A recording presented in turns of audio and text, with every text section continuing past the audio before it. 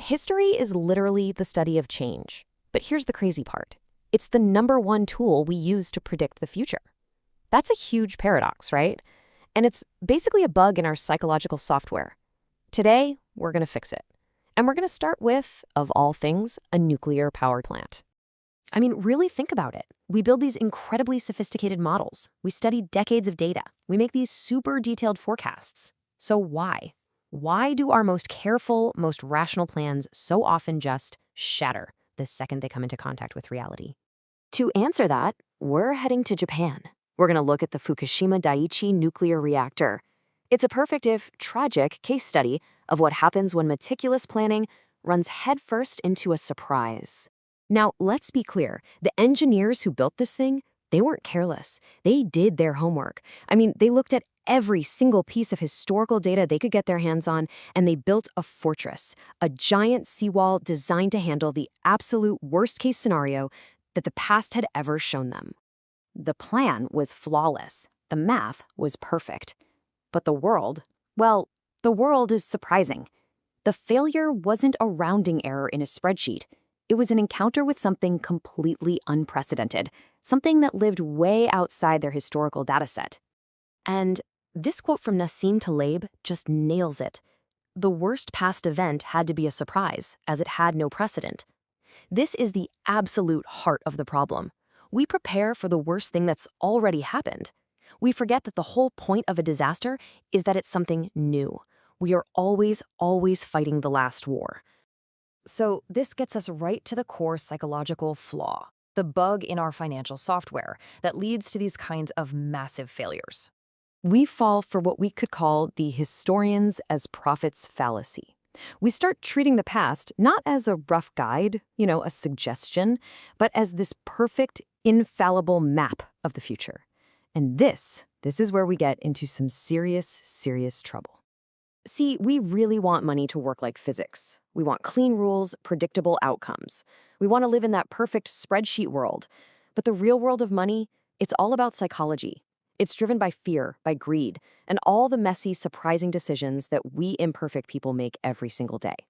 So you can see why using history as a map is a total trap. It sets you up for the exact same kind of shock that hit Fukushima. But here's the thing.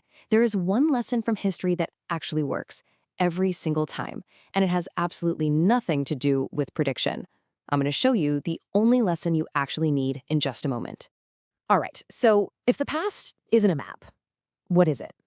What's the real engine driving economic and market history? Well, it's not some slow, steady, predictable climb. It's more like a surprise engine. Just think about the events that have really, truly changed the world. The Great Depression, World War II, the dot-com bubble bursting, September 11th, the 2008 financial crisis. What's the one thing they all have in common? Yeah, no one saw them coming. They were total surprises, these massive outlier tail events that just changed everything overnight. And that brings us to this powerful quote from Daniel Kahneman. The correct lesson to learn from surprises is that the world is surprising. And that, right there, is the aha moment. The only real lesson from history isn't about predicting what's going to happen next. It's about getting it deep into your bones that the world is, and always will be, surprising. That's the only lesson from the past that is guaranteed to be useful in the future. Okay, so now let's see how getting this one single lesson wrong becomes a huge trap that can wipe out even the smartest people in the room. Look, believing the future will be just like the past, that isn't a failure of analysis. Your math might be perfect. It's a failure of imagination. When you base your entire strategy on past data, you think you're being rational, but what you're actually being is fragile. And that's the real danger, the trap. It leaves you perfectly prepared for everything that has already happened, which means you are completely unprepared for the one thing that will actually happen. You're set for a world that doesn't exist anymore and totally vulnerable to the one that's right around the corner. So what's the fix? How do you override this dangerous default instinct? Well, you use a super powerful mental model that the world's most successful investors live by.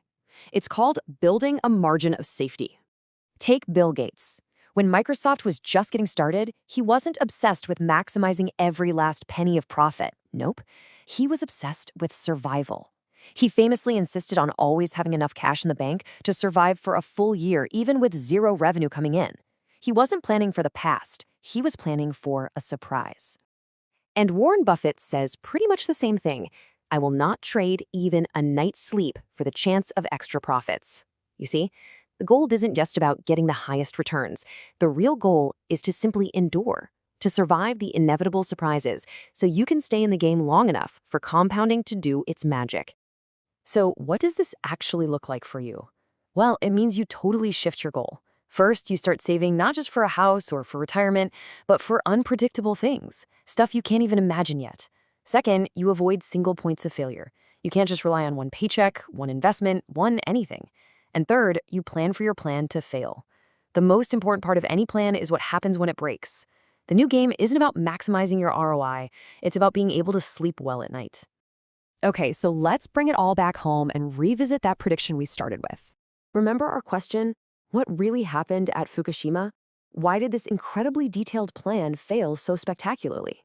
Well, now we know the answer, right? It wasn't a failure of engineering. It wasn't a math problem.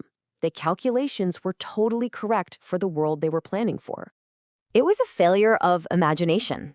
They just couldn't imagine a world that was different from the past. They couldn't imagine a surprise.